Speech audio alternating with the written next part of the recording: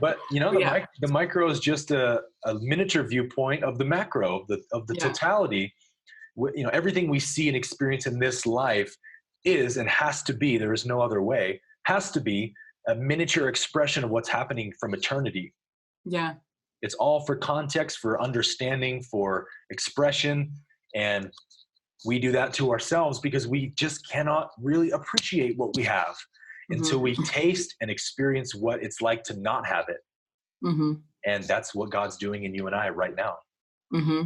That's so interesting, because the third density is the hardest one and the shortest one. Yes. So we come here. So what happens in third density? Like, what is the purpose of third density? From what I understand from the law of one, the main purpose of third density is what Ra calls the choosing, which happens only under the context of the veil of forgetting. That's why there is an organic or authentic choosing in this density, is because we don't have access to any of our memories from previous lifetimes and or whatever. So Hmm. because of that, just like in a dream at night, the only reason you take the dream seriously is because you don't remember your Yes. waking reality. Yeah. The moment you remember it, you're lucid and you lose all, the dream loses all significance for you, right? Hmm. Yeah. So the same way, if the source wants itself to be able to make a organic, authentic choice without infringement between the path of light or darkness, then it needs to create some environment where it's encapsulated and sort of safe from any Hmm. other outside source that would influence that decision, right? Hmm. That makes a lot of sense.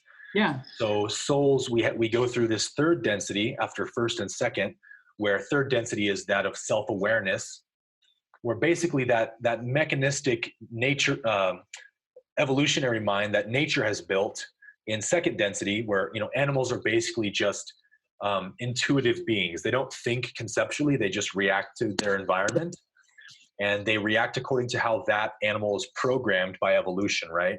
Hmm. So a tiger behaves like a tiger, not like an antelope. Yeah. You never see an antelope stalking a tiger and a tiger running from an antelope, right? Yeah. Built in the Because DNA. yeah, because their you could say their animal ego tells them how to behave, right? Right. Based on instinct. So in third density, once consciousness wakes up in the form, it then is still stuck with that animalistic program of its specific ego, which ours came from the great apes. And Hmm. so in our ancestors in the social hierarchy and tribes and all this stuff that we in our past had formulated, well, the ego had evolved to keep up with that evolution and all of those variables. And so now we're stuck with these programs, Hmm. and we call that ego. Yeah. And so this density, third density, is about the friction that ego creates against the source in the consciousness in the form that doesn't want to be bound by programs. It wants Hmm. free will, right? Hmm. We have this sort of tug of war that happens between consciousness and ego. And eventually, consciousness, sort of like the butterfly breaking out of the cocoon, Hmm. breaks out from the illusion of ego to know its true nature, which is perfect peace, perfect love, perfect harmony with all that is. And so that's the path of light, which Okay. sees through the illusion. But the path of darkness actually uses the illusion to have a different type of experience, which we call service to self. Right. And the service to self path still sees the illusion of ego, and you could say transcends it in a sense. But it says, hey, I liked a lot about that whole experience. I liked having control and domination over others. So let me actually use that viewpoint to enhance myself and go down this experience of the creator, which we could say is its opposite. And Hmm. so it's the negative path, essentially, instead of healing the shadow and healing all of its repressed emotion, it uses it as like a fuel source Right. for domination and enslavement of others. So that's kind of Supply. the choosing is between those two polarities. Now, it's really interesting because when we talk about, or in the Law of One, they talk about the Orion group and them being on, or part of them being on the slate towards negative polarity.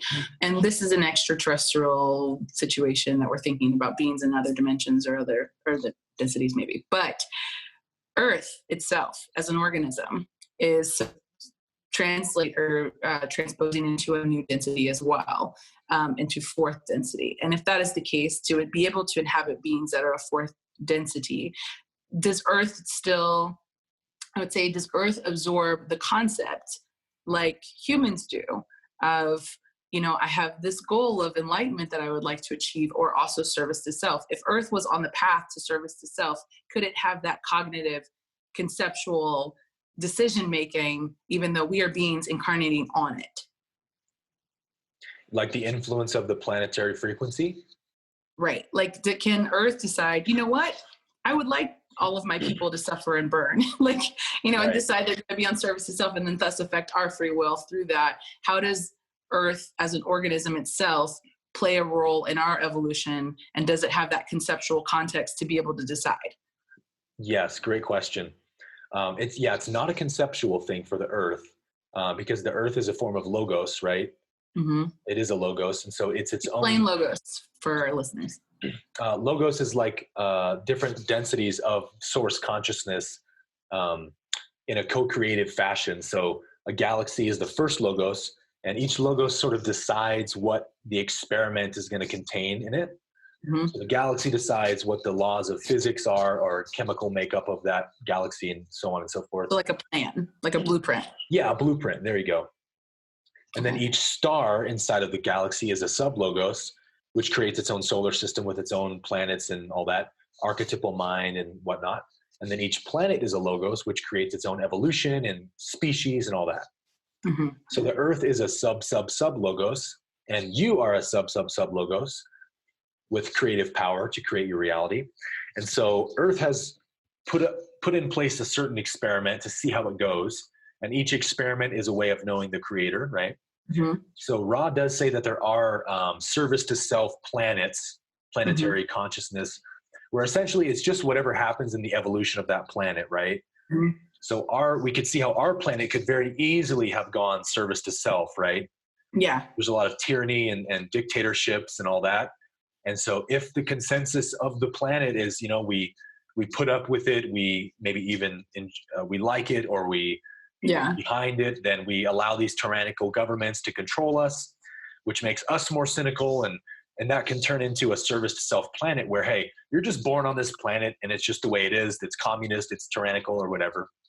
Mm-hmm. But our planet, we see, has a huge awakening to the path of light, where light workers are being incarnated at a rapid pace, and it seems very clear that if we are going to survive, which I think we will personally, then we're moving towards the path of service to others and away from service to self, which we had been for a long time. Mm-hmm. And that's just part of the evolution of it. So when you say light worker, which I know what this is, I am one. What are light workers, and why have they incarnated on Earth, and why are there so many of us now? Light worker to me is just another way of saying service to others. And there's a lot of, Ra explains this in the Law of One, but there's a lot of service to others, souls that are incarnating here, because when a planet goes through what Ra calls the harvest, which is when a planet shifts from a density to the next density, all the souls on that planet are able to then also be accessible to a fourth density, or whatever the density is, in their next lifetime. So when there's that harvest period, But they don't switch. They can't switch while in their same incarnation. They can actually. They can. Okay. Yes. And Ra gives a few examples of, because they ask Ra about that in the Law of One. It's very rare, but it does happen. Okay. Actually, all service to self souls have to reverse polarity at some point in early sixth density, because they can't continue to polarize any further. But so during this period of the harvest, when Earth is shifting to fourth density, it's a very attractive time for souls to incarnate here, because there's a ton of catalyst available. Okay. Right? Catalyst as in, like, go ahead. Catalyst meaning like lessons, opportunities to grow. There's a lot of contrast right now between light and dark, right? Which provides that really excellent environment for certain lessons to be learned, right? So souls that are trying to learn certain lessons will try to find planets where that opportunity is most available, Mhm. And at this point in our planet, that contrast is very, very available right now, which we can see in Yeah. our world, right? There's like a Yeah. giant difference on the spectrum between, it's like either somebody's over here and they're on the service to self path, and the government wants to control and enslave and all that. But then over here, there's all these light workers, service to other beings, who are like, no, we're not going to stand for that. We want real freedom. We want real justice, and we're going to fight for it. And it's that sort of tug of war that happens that is very attractive to incarnating souls. So we could argue that the worse it gets, the better it gets. Definitely. Cool. With that, so I was asking earlier if, so Earth supposedly switched densities in 2012. Right. Ish, at the end of Mayan calendar. So now the Earth is inhabitable by fourth density beings. Yeah, right? it's always been habitable. Okay. You can, that's what we call wanderers, where you can still incarnate into a third density if you're fourth density. But what it means is that the evolution of the planet itself, because it's the planet's frequency that's fourth density now, is now able to start evolving fourth density bodies.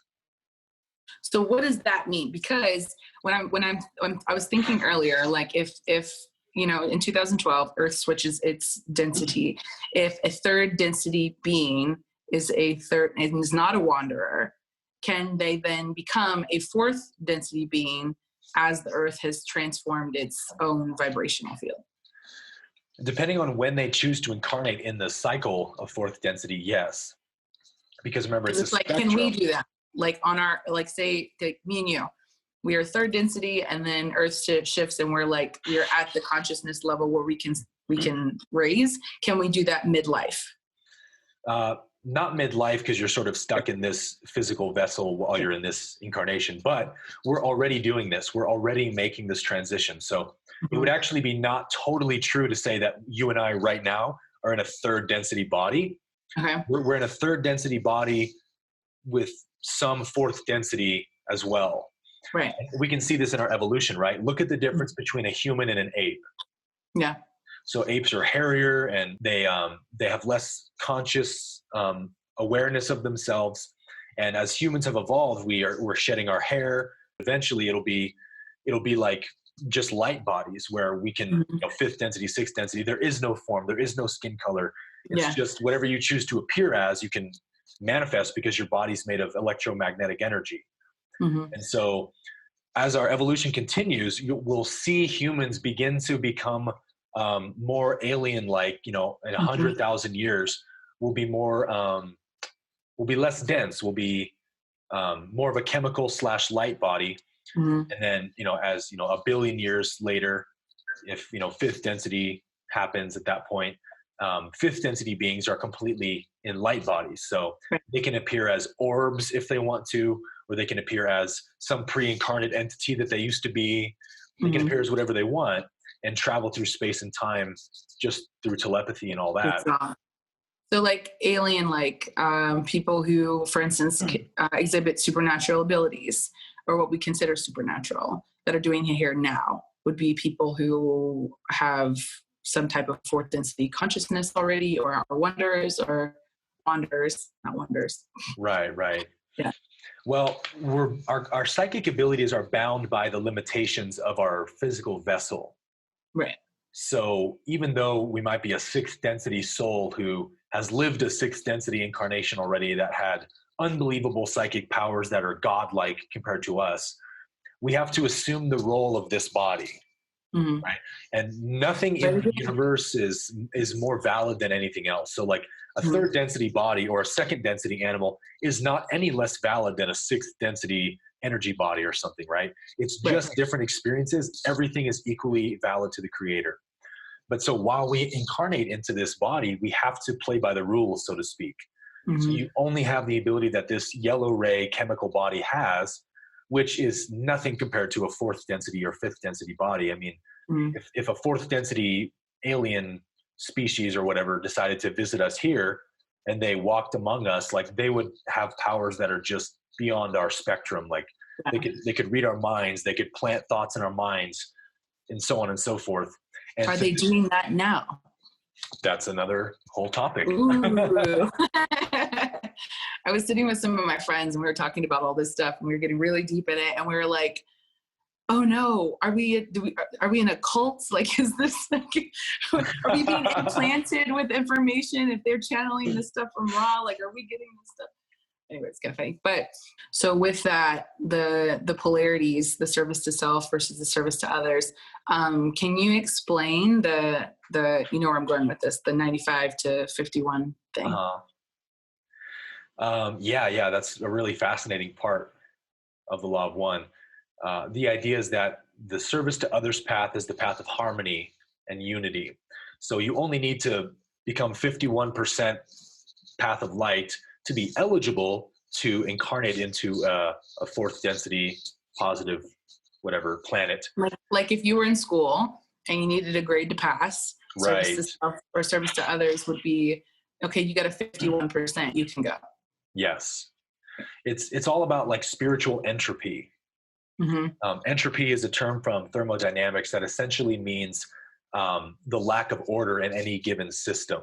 Mm-hmm. And so the path of darkness or service to self is a very high entropy path. It's the opposite of harmony. So it's disharmony. And so, it can unravel itself very quickly if you're not under firm control of it. And so you basically won't be able to sustain a negative incarnation, a truly negative service to self incarnation, unless you're like 95% or more polarized, because essentially all the suffering and stuff that's involved with that service to self path will unwind you eventually, and you'll start to polarize the other direction. And will you have more reincarnated lifetimes if you are on this is a question I had, like if you're on the path to self, service to self, and you are trying to magnetize or build up that very high entropy, 95% polarity towards the negative, would you have to then reincarnate a lot more times? Or like, because the cycle thing is really confusing to me still. How many 75,000 years or whatever it is to get to the harvest, to graduate essentially to the next density. But how many lifetimes of crazy entropy do you need to get to in order to reach that 95% to move to fourth density in the service to self? Yeah. Well, it's only third density that you really need to achieve that to become eligible to incarnate into a fourth density negative life. Because once you're in fourth density, remember, there's no more veil of forgetting. Right. So you remember your previous lifetimes and that you've sort of chosen this path. And so it's more sustainable at that point. Right. But do you need more, like, I guess the question I'm asking is, because there's no rule. It's not like how many lifetimes do we incarnate in? I don't know. Right. I know that there's these cycles for our listeners. There are cycles that we have, like, are they 75,000 years or 90? I can't remember. It's 25,000 for Earth, I believe. Okay. So yeah. For just that's one cycle. Yeah, that's just every time the harvest comes around, essentially on Earth. So imagine that you were like Jesus, but not Jesus, that first lifetime that you got through, would you still have to continue to reincarnate during that same 25,000 years before you could move to fourth, or after you did that one lifetime, could you move forward? If you achieved 95% negative polarity, then yes, you could move forward. Otherwise, you would have to continue reincarnating in third density to have access to that. But the harvest is every 25,000 years. It's literally our planet's, it's called the diurnal cycle, I believe. This is all like astrology and basic cosmology and stuff. But every 25,000 years, the planet repeats a certain cycle around the galaxy or something of that nature. I think it might be the galaxy's cycle, but that's when a harvest becomes eligible. So is the planet 51% or more positively oriented? If it is, then it can click to fourth density. Okay. If it's like 35% positively oriented and 65% negative, then it doesn't pass for either, right? Right. So it just repeats the cycle. It's our polarities as a collective that makes the planet eligible for the harvest? Correct. Oh, okay. I didn't get that the first time around. Yeah. So do we just keep? I guess like it's like a passing grade for Earth. Yes, that's a great way to look at it. It's like Earth passed the positive path. So in 2012, we might have been more than 51% positively oriented before 2012, but the harvest hadn't really come around yet. Mm-hmm. And so once 2012 happened, maybe we were 60%, who knows, right? Mm-hmm. But we were enough positively oriented for Earth to go, okay, now the planetary frequency is shifting to fourth density. Mm-hmm. But if we had been 95% negatively oriented at that passing, like we would have been a negatively oriented planet, fourth density from that point on. So the planetary frequency now is starting to create negatively oriented fourth density evolution on the planet. Mm-hmm. Okay. So those who have moved into, because essentially if we are 51% and we made a passing grade, which is what I believe that's what happened, right? Yes. Like we've moved into service to others as a fourth density planet. What happens to those who are still trying to, will we get more people that incarnate as negative polarity who've already done their third density go round, or like, how does that work? Do we stop then getting people who come in that are? Well, what happens according to Ra is that way more wanderers start to incarnate here. Okay. Which are higher density souls that have already chosen their path. And they do that because the lessons available now, because like our planet just made it to fourth density, but we're still carrying all of the third density stuff, right? Baggage. Yeah, baggage. So that creates this huge dynamic where, because in fourth density, Ra explains there's basically there's no catalyst. There's barely any suffering in fourth density. It's just learning the lessons of service to others and compassion and all of that. It's very, very harmonious.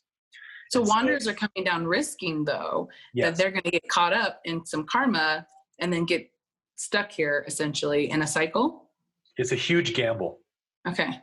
Because what they could get out of it is a giant amount of spiritual polarization, which is what they're looking for. But they could also become karmically involved in this lifetime and live with other people, or let's say they, do something terrible like commit a murder. Well, then now they're going to have to keep reincarnating here until they purge that distortion that they committed and end that karmic cycle. Yeah. So that affects their vibrational frequency then and lowers it? It polarizes them negatively, yes. Okay. So it takes away some of their progress. Correct. So you came down here to do something good, and then you get stuck. Yeah, you basically have to trust that your native frequency is high vibrational enough that you're not going to fall into those traps.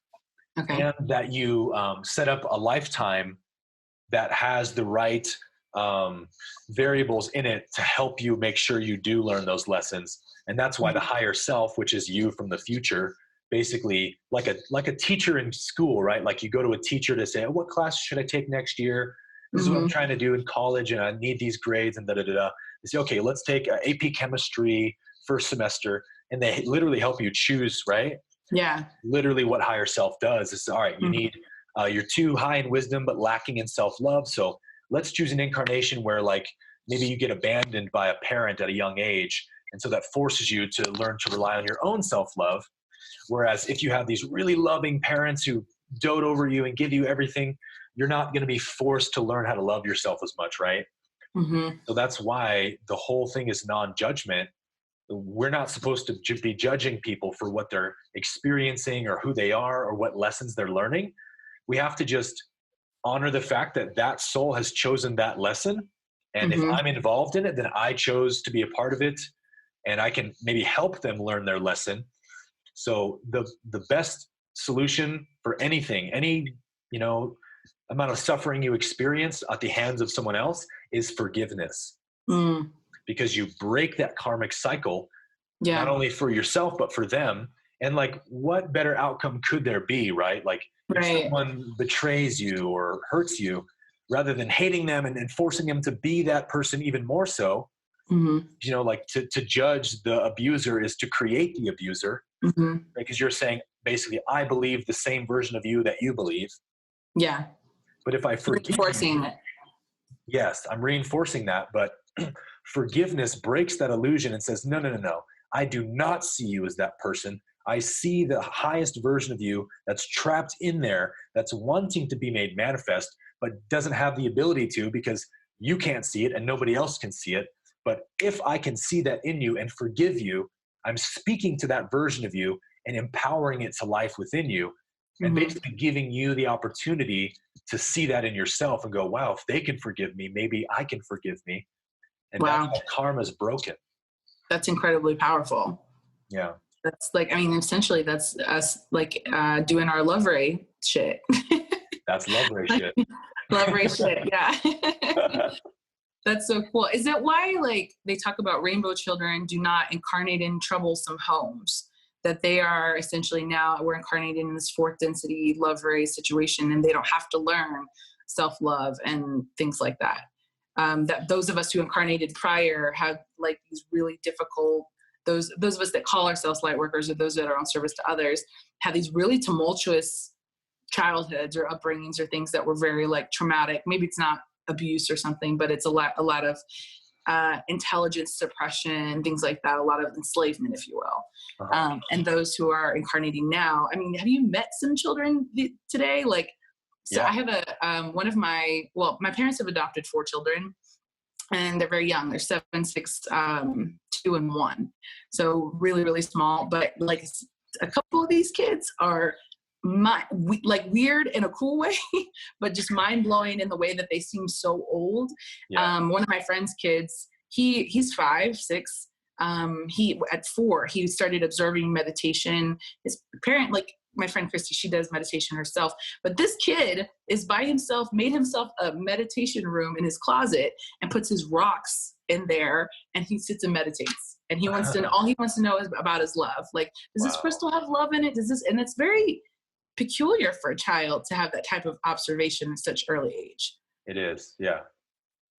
So is that like, like, I guess like what I'm asking or saying is those rainbow children, if you will, if they have that title, that some of these souls, now that we've switched our density, well, Earth has since switched its density, that they're starting incarnating with their love ray and their abilities and things like that. And that is, maybe this is the beginning of us seeing the transformation. Yeah. Yeah. We're seeing a lot more fourth density souls incarnating here.